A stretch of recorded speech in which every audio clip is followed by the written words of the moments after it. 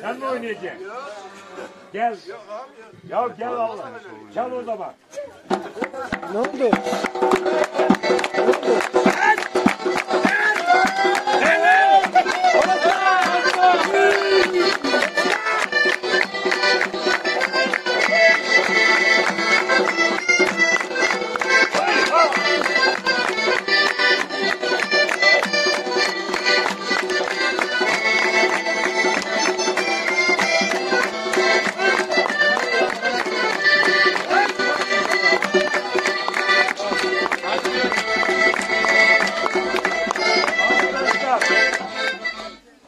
Ellerinize sağlık. Teşekkür ediyoruz.